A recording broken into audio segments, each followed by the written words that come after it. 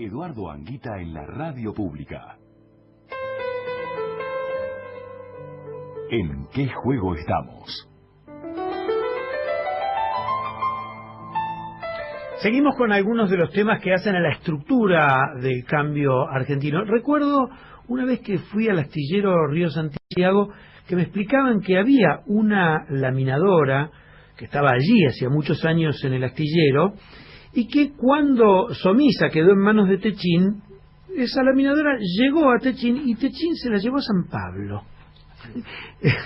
Y esas cosas que decís, más gráfico que el saqueo de un país no hay. El que acaba de decir así es Martín Ayerbe, secretario general del Foro Naval Argentino. Martín, gracias por venir. Voy a presentar a tus compañeras. Ágata Grimberg, de la Federación Popular del Transporte Eva Perón. Buenas tardes, Ágata. Buenas tardes. Nora Campaña, sos de un instituto, de una Federación Popular del Transporte de Tierra del Fuego. Sí, del Foro Naval de Tierra del Fuego, Antártida, Isla del Atlántico Sur. Claro, las Malvinas, me pongo de pie.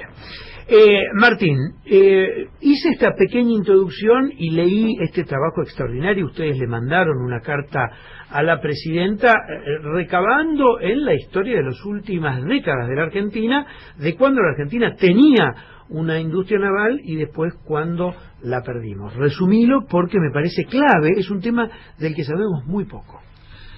La Argentina, a partir de la década del 40, en el gobierno de Juan Perón, nacionaliza su comercio exterior y la banca. Dos pilares fundamentales que hacen a la soberanía política y la independencia económica.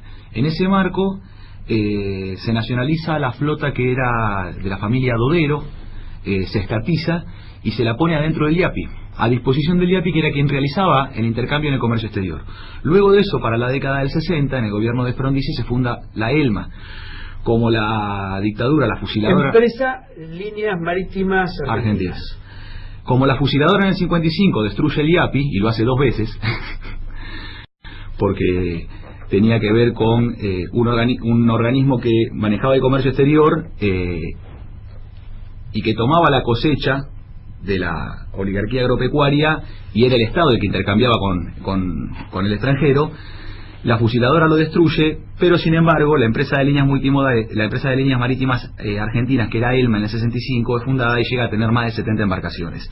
YPF Flota también tuvo cercano a 80 embarcaciones, con la cual transportaba el petróleo crudo y sus derivados. A su vez, Yacimientos Carboníferos Fiscales también tenía flota propia. Estaba la empresa, la EFEA, la empresa fluvial del Estado. Y la Argentina controlaba su comercio exterior no solamente desde el Instituto Argentino de Promoción para el Intercambio, sino que además lo controlaba con la materialidad de los buques, con los medios de producción estatales. Ese modelo argentino de desarrollo, en donde somos pioneros, digamos, en 1917 la revolución en Rusia empieza a desarrollar sus primeros pasos en lo que significa la propiedad social de los medios de producción, pero muy poquitos años después, no los peronistas, sino los radicales, con Hipólito Yrigoyen a la cabeza y el general Mosconi, crean la primera petrolera estatal del planeta Tierra en 1922. Así que los argentinos también somos pioneros en esto de la socialización de los medios de producción. Martín, hay que leer el libro Don Hipólito de Norberto Galazo porque describe con precisión por qué el golpe del 6 de septiembre del 30 tiene olor a petróleo y a todo este desarrollo soberano del que vos hacías mención. Como tenemos poco tiempo, le vamos a dar paso a las chicas. Una pregunta que no es menor. ¿Qué edad tenés? 37 años. Sos de una camada relativamente joven cuando uno lo piensa en términos de la participación en política. A las chicas no se les pregunta la edad, pero son menores que vos por definición. Ágata, sos de la Federación Popular del Transporte de Eva Perón y ustedes le dirigieron una carta a la presidenta y tienen una propuesta desarrollada, tienen una idea de cómo se tiene que financiar, para qué tiene que servir este sector. Sí, mira, el Plan Naval está construido en base a 2 proyectos de ley, que son la Ley de Transporte por Agua con Reserva de Carga y el Fondo de Desarrollo de la Industria Naval Nacional. Con la primera, nosotros recuperamos el mercado que a partir de la década del 90 quedó en manos de las multinacionales después de que Menem y Cavallo sacaran el decreto 1772 que desregula justamente el mercado de los fletes.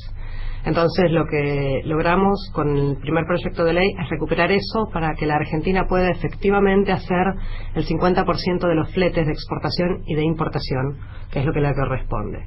Con la segunda ley, que es el Fondo de Desarrollo de la Industria Naval, lo que obtenemos es un financiamiento genuino, apoyado en la propia actividad, para poder financiar a los armadores, que son los que hacen los fletes, las navieras, para que puedan construir sus buques en astilleros argentinos y reactivar de esta manera la industria naval argentina. Esas son las dos bases del proyecto. A partir de ahí surgen los más de 145.000 puestos de trabajo que el Plan Naval traería. 145.000. Ágata, no te voy a preguntar la edad, pero sí, ¿cómo llegaste vos a estar metida en esto? ¿Por origen político, profesional, laboral? Origen político, buscando toda la vida el lugar donde uno tiene que pertenecer, sabiendo que uno tiene un destino en la vida. Me encontré con el Foro Naval y dije, este es el lugar donde tengo que estar, desde donde sé que se pueden cambiar las cosas. Nora, vos sos de un lugar donde, salvo que tengas mucha plata para mandar las cargas en avión, el barco parece ser decisivo. Y cuando uno piensa, Nora, en ese Cabo de Hornos y piensa en Malvinas, estás pensando en lo que cualquier estratega con mucho poder en el mundo va a ver como un bocadito, como un entremés. Sí, totalmente. Nosotros entendemos que el futuro está en el agua y que el Atlántico Sur nos pertenece a nosotros como argentinos, y como tales tenemos que defenderlo y hacer ser justos en los recursos que tenemos ahí, defenderlos con todas las herramientas que tenemos, que nos parece que la política es la herramienta fundamental de cambio. En tu provincia, en tu territorio, está muy fomentada ciertos aspectos de la industria que tienen que ver con la armaduría de productos terminales, y cuando uno dice teléfono, dice plasma, dice algunas cosas que son agradables, está diciendo qué posibilidades tendríamos los argentinos en un territorio como el de Tierra del Fuego y en una provincia como la de Santa Cruz de poner una pata de soberanía. Bueno, nosotros desde el Foro Naval de Tierra del Fuego, Antártida e Islas del Atlántico Sur, nos proponemos hacer un cruce nacional para defender el estrecho de Magallanes y todo el Atlántico Sur, obviamente en vista a un objetivo máximo, que es la recuperación de nuestras Islas Malvinas, que nos han arrebatado hace tiempo ya.